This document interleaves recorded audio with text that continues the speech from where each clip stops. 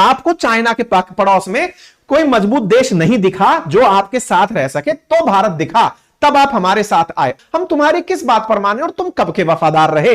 हम अपने पुराने मित्रों को ना साथ लें। माना कि मेरी यूट्यूब की कमाई बंद हो जाएगी, लेकिन भारत सरकार क्या पता दूसरा यूट्यूब का अल्टरनेटिव ला देगी, हो सकता है ना।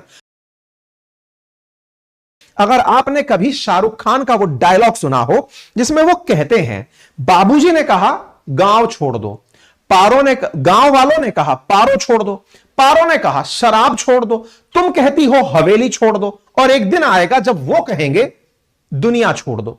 तो भैया इस आदमी को रोको, क्योंकि इसके डिमांड नहीं खत्म हो रही। पहले ये टैरिफ पर बात शुरू किया, डी डॉलराइजेशन पर शुरू किया, अब आते आते ये रशिया पर आ गया है। तो भैया हमको शाहरुख खान बनने की जरूरत नहीं है, हम देवदास थोड़ी हैं जो गम में बैठे हैं। हम भारत हैं, हम वो भारत हैं जिसने 1998 में अमेरिका के सैंक्शंस को भी झेला है। हम पूरी तरह से अमेरिका से कट कर रहे हैं। हम वो हैं जो अमेरिका पाकिस्तान के साथ खड़ा हो गया था, तब भी 1971 का युद्ध लड़कर खड़े हैं। तो भाई हम डरने वाले नहीं हैं। पहला बेसिक सवाल जो उठा आज के सेशन में वो ये कि भाई अमेरिका ने हमें टैरिफ में राहत दी क्यों थी? मतलब हम जब सामान भेजते थे तो हम उसको कम टैरिफ पर भेजते थे, यानी वो हमसे ज्यादा टैक्स नहीं वसूलते थे, और वो जब हमें भेजते थे तो हम ज्यादा टैक्स वसूलते थे। भाई साहब अमेरिका आप ऐसे क्यों थे? आज भारत आपके साथ सबसे ज्यादा व्यापार करता है, यानी कि भारत का बाइलेटरल ट्रेड अगर देखा जाए तो वो यूएस के साथ $119 बिलियन का है, लेकिन तुम भारत के साथ 10वें नंबर पर व्यापार करते हो, क्योंकि तुम्हारा सबसे ज्यादा व्यापार मैक्सिको के साथ है। लेकिन तुम्हें नजर हम ही आते हैं कि इंडिया हमसे व्यापार करता है। अच्छा व्यापार करता है सो करता है, भारत व्यापार में इनसे मुनाफा कमाता है। कितना कमाता है? $45 बिलियन का सालाना मुनाफा कमाता है। भारत एकमात्र यह देश अमेरिका है जिससे व्यापार करके मुनाफा कमाता है, ट्रेड सरप्लस में रहता है। तो देखिए साहब, पहला विश्लेषण यहीं पर हम शुरू कर देते हैं, और वो विश्लेषण इस बात का है कि अमेरिका शुरुआत से ऐसा नहीं था कि वो हमारे साथ व्यापार करे और घाटे में रह ले। इसकी कहानी कहीं और से निकल कर आती है। पुराने समय में जितने भी राष्ट्रपति रहे उनके कालखंड में व्यापार घाटा बढ़ता चला गया है। सन 2000 में तो हम $20 बिलियन का व्यापार किया करते थे, आज $119 बिलियन तक अगर व्यापार में पहुंचे हैं, तो व्यापार बढ़ा क्यों और बढ़कर के हमें फायदा पहुंचाया क्यों? आंसर एक लाइन में इतना है कि आपने भारत को अपनी तरफ करने के लिए, क्योंकि इंडो पैसिफिक क्षेत्र में आपको समझ में आ गया था कि पाकिस्तान लुढ़क गया है, पाकिस्तान आपके हाथ से निकलकर चाइना की गोदी में चला गया है, और आपको चिंता चाइना से होने लगी। 1991 के बाद जो चाइना ने रफ्तार पकड़ी, आपको लगा कि पूरा एशिया आपके हाथ से छिन जाएगा, आपको इंडो पैसिफिक में कोई दोस्त नहीं मिलेगा। हमारे आसपास के देशों में आपके पास परमाणु शक्ति संपन्न अगर कोई राष्ट्र था तो वो भारत ही था, जो आपके साथ रहकर आपको एशिया में पावरफुल कंट्री बना सके, आपकी बातों को इंप्लीमेंट करा सके। और सर बात मुनाफे की है, अगर आप भारत को कमाने नहीं देते तो भारत आपकी सुनता क्यों? आपकी वजह से भारत को बेनिफिट नहीं होता तो आप कौन और मैं कौन? हमारे और आपके रिलेशंस धीरे धीरे मजबूत हुए, और ये ट्रेड का जो मामला है ना, ये आपने हमें कमाने दिया और आप मूर्ख बनकर बैठे रहे। एक दिन में नहीं हुआ, आपको पता था कि इन्हें पहले मोटिवेशन दो ताकि ये अमेरिका के प्रति माहौल को सही रखेंगे। हम तो वो थे जो आपको देखते ही गरियाते थे, हम तो वो थे जो अमेरिका को एकदम फूटी आंख पसंद नहीं करते थे। हम ये मानते थे कि ये तो पाकिस्तान का फेवर करने वाला देश है। हम आपके साथ इसलिए आए क्योंकि आपने हमें मुनाफे दिए, आपने अपने आप को बड़े दिल का दिखाया, ये दिखाते हुए कि देखो मैं अब वो वाला अमेरिका नहीं हूं जो पहले हुआ करता था, जो किसी का सगा नहीं होता था। अब मैं आपका सगा हूं, आप मुझसे पैसे कमाओ, और जो कमा लिया उसे मेरे सामने डिफेंस डील करके समर्पित कर दो। तो डिफेंस डील भी आपको हमारे ही दिमाग से खोज निकल कर आई कि इंडिया डेवलपिंग कंट्री है, हमने इतना इनको लूटा, उसके बावजूद दुनिया की 5वीं बड़ी इकोनॉमी बन चुका है। ऐसे में इनके पास में परचेजिंग पावर पैरिटी दुनिया की 3री सबसे बड़ी है। कल को अगर हमारे हाथ से यह बाजार निकल गया तो हमारे डिफेंस इक्विपमेंट खरीदेगा कौन? आपको तो दिख रहा था उभरता हुआ बाजार है, जाकर रूस से व्यापार कर रहा है। अब अगर यह रूस से व्यापार कर रहा है तो हमें इसको अपनी तरफ लाना पड़ेगा। लाने के लिए आपने यह दाना चला, तो आप ये मूर्ख बनना छोड़ें। डोनाल्ड ट्रंप, आपको पता हो कि आपने ये सारा खेला जो हमारे साथ खेला था वो जानबूझकर खेला था शुरुआत में अमेरिका ने। अब लेकिन आपको चूंकि अपनी राजनीति चमकानी है और आपको लगता है कि सारी दुनिया अस्त व्यस्त हो रखी है, तो बात ऐसी है जनाब, अगर ये सब चलता रहा और आपको लगा कि ट्रेड टैरिफ हटाकर जीरो कर दो, तो ये हम वही हैं जो फिर से बेवफा सनम हो जाएंगे। 1998 में आपके साथ बेवफाई थे हम, हमारे बीच में और आपके बीच में कोई वफा थी नहीं। $20 बिलियन का व्यापार ले देकर हुआ था और वो भी आप ही करने आए थे कि नहीं संभाल लो इसको, नहीं तो ये उखड़ जाएगा, ठीक है ना। तो कुल मिलाकर बात ये है कि फिलहाल आपको हम में इंटरेस्ट आ रहा है क्योंकि हम बड़े हो रहे हैं, आपको अपने ऊपर इंटरेस्ट इसलिए आ रहा है क्योंकि आपकी व्यापारिक नीतियां सुलझ रही हैं। आपने जानबूझकर हम जैसे देशों पर जनरलाइज सिस्टम ऑफ प्रेफरेंस लगाकर उठने का अवसर दिया था ताकि इन्हें एक बार के लिए लाल। देखो आज हम अमेरिका की सुने क्यों, एक कॉमन सी बात सोचकर चलें।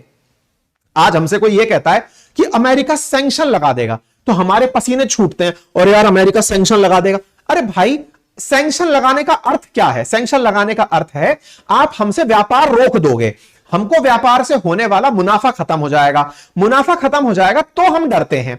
आपने पहले ही मुनाफा खत्म करने का सोच लिया। अगर मेरा आपके साथ मुनाफा खत्म हो गया तो मेरा डर किस बात का रहा? अगर ईरान को आज आपने पूरी तरह सैंक्शन करके पटक रखा है, अब उसको आपका डर नहीं रहता। आप तो छोड़ो, नॉर्थ कोरिया को आपका डर नहीं रहता, वो ये मानता है किम जोंग उन की आप आओगे हाथ मिलाने, और पिछली बार आप गए थे उसको संभालने के लिए कि भाई तेरे को तो कोई डर है ही नहीं, आज अब मैं ही तेरे से हाथ मिला लूं, पता चले किसी दिन तू गुस्से में बम फोड़ दे मेरे ऊपर। कुल मिलाकर बात यह है कि हमारे पास मुनाफा है, मुनाफा हमसे छिन जाएगा, यह डर हमें आपके सैंक्शन से डराता था।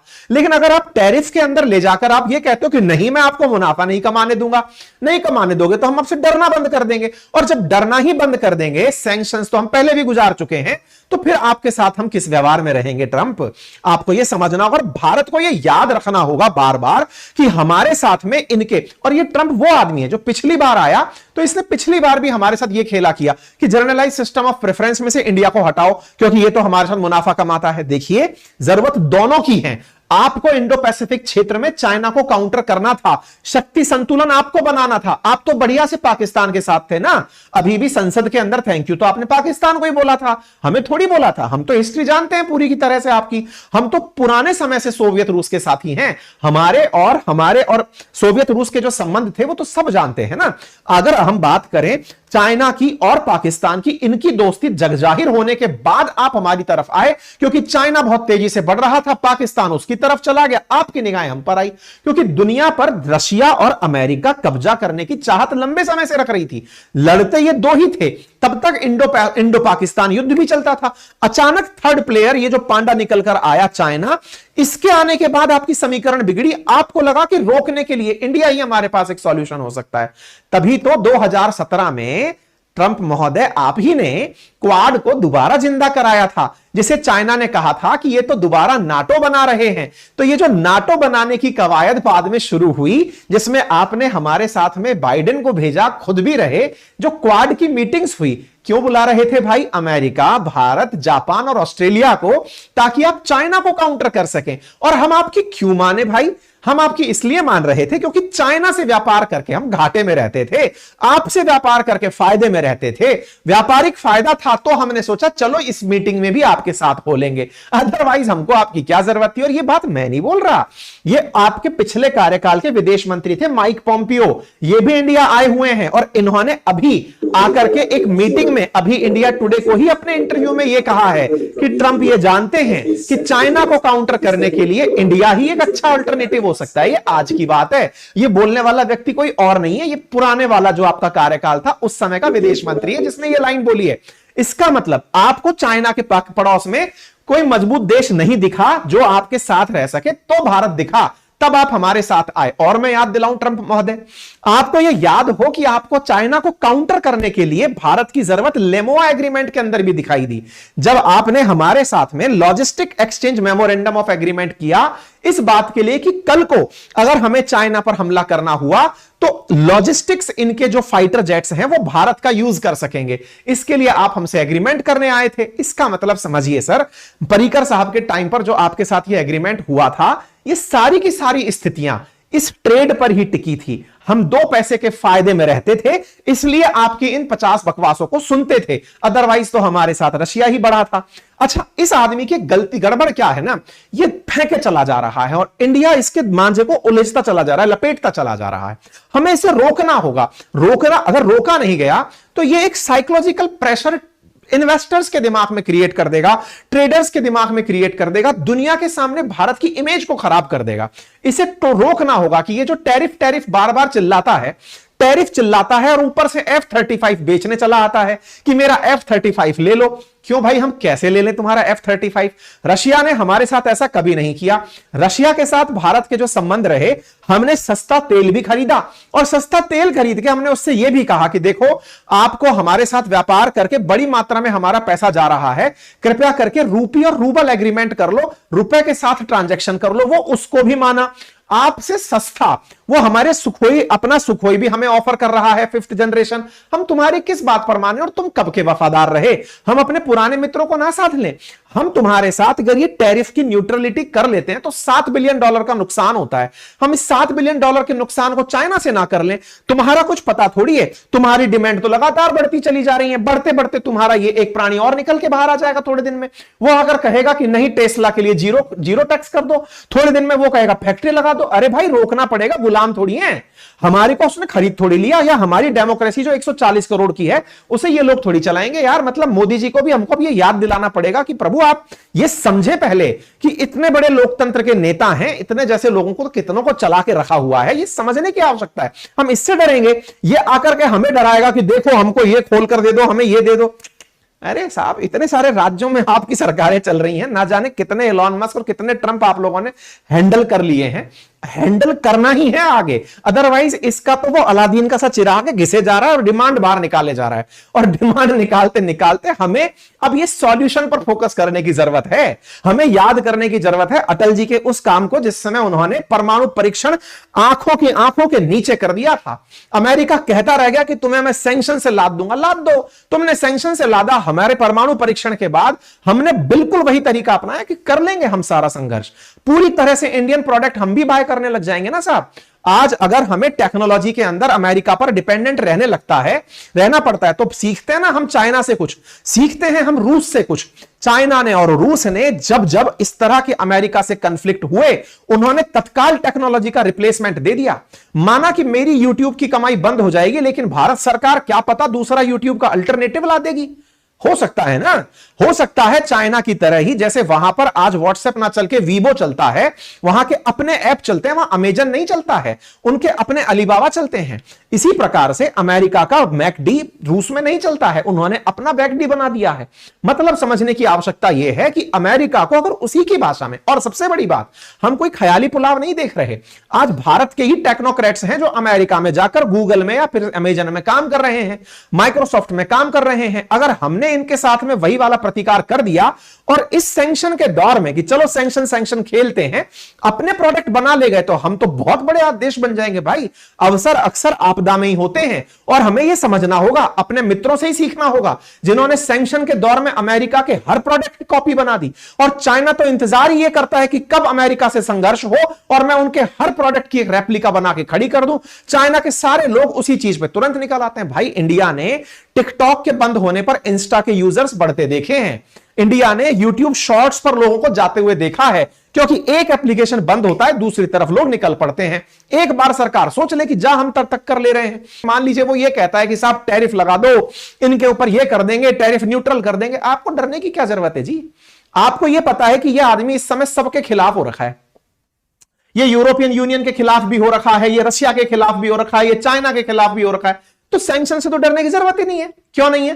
क्योंकि पहले अमेरिका के पिछलग्गू इतने सारे देश हुआ करते थे कि वो अमेरिका के साथ साथ भौं करने लगते थे। आज स्थिति यह है कि अमेरिका आपके खिलाफ कोई एक्शन ले, उस बीच में ये भाई साहब आकर फिर कहेंगे अरे दोस्त आप चिंता ना करें, परमाणु सैंक्शन जब आपके ऊपर उस समय लगे थे 98 में, तब भी मैं ही खड़ा था, मैं फिर खड़ा हूं, भारत फिर से और मित्रता निभाएगा। ये हमारे सारे मित्र कोई नाकाबिल थोड़ी हैं, ये आकर फिर खड़े हो जाएंगे कि आओ साहब हम साथ चलते हैं मिलकर के।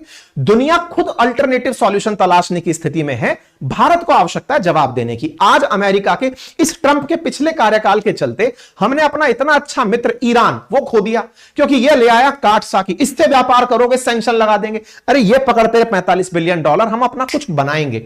आवश्यकता है कि विश्व गुरु को अब खुद से खड़ा होना पड़ेगा, हमें अब हिम्मत करके इसका सामना करना पड़ेगा। अदरवाइज तो ये हमारे साथ तो पता नहीं कहां कहां ले जाके बार्गेनिंग करेगा। मतलब हमको ऐसा लग रहा है कि एक सोशल मीडिया का इन्फ्लुएंसर है जो अमेरिका में बैठा हुआ है, वो कुछ भी बयान देता है और हम उस पर चर्चा शुरू कर देते हैं। नहीं भाई, ईरान हमारा इतना अच्छा मित्र था जिसने चाबहार पोर्ट हमें दिया, अफगानिस्तान में रीच दी, सेंट्रल एशिया में रीच दी, ये ज्यादा परमानेंट मित्र हैं भाई हम लोगों के, हमने इनको छोड़ दिया पिछली बार। आज ये लोग भी तो जी रहे हैं ना अमेरिका की टक्कर में। अगर आज अमेरिका के सामने हम खड़े होते हैं तो ये सब हमारे साथ वापस से खड़े हो जाएंगे।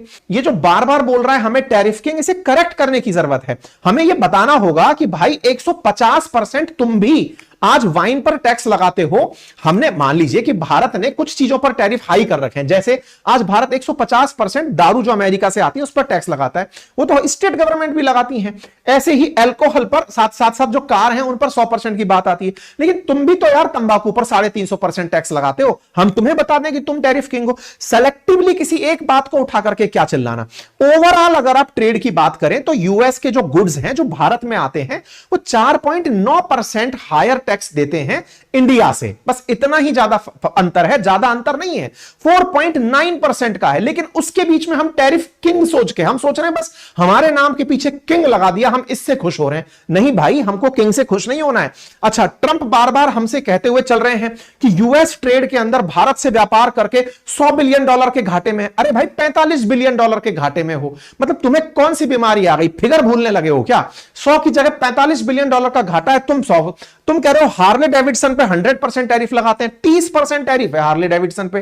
तो ये बात तो कहीं से सेट बैठती नहीं है ना। और रही बात इसकी कि अगर तुम्हें टैरिफ के वर्सेस टैरिफ चाहिए, तुम्हें लगता है कि इंडिया हम पर लगाती है, हम इंडिया पर लगाएंगे, तो ठीक है, कर लो। फिर हम खुला खेलते हैं। फिर तुमसे हमको जरूरत क्या है? फिर हम तुमसे डिफेंस डील किस बात की करें? फिर तुम्हारी टेस्ला को हम इतना एंटरटेन क्यों करें? अरे इंटरेस्टिंग बात यह है कि हमारी राजनीतिक दलों को अगर यह एक डर है कि ये हमारी सरकारें पलटा देंगे, तो वो डरने की जरूरत नहीं है भाई। इंडिया सबसे बड़ा लोकतंत्र है, यहां पे तो रातों रात पार्टियां बदल लेती हैं, राजनीतिक दल का खेला इधर से उधर हो जाता है।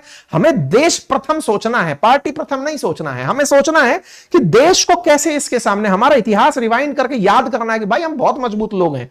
इसको तो हमने जाना कितनी बार हमने साइड में लगाया। सैंक्शन से कतई नहीं डरना है, याद करना है इतिहास को। ये हम नहीं डरते हैं, हम उसके बावजूद भी दुनिया की 5वीं बड़ी इकोनॉमी है, हमें याद करना है। और ऐसे में अगर हम लोग सही से स्टैंड लेना शुरू कर दिए तो यकीनन भारत इसका बेटर वे आउट निकाल लेगा, ऐसा मुझे लगता है। बाकी आप लोग इस विषय पर क्या सोचते हैं, अपनी राय जरूर रखें।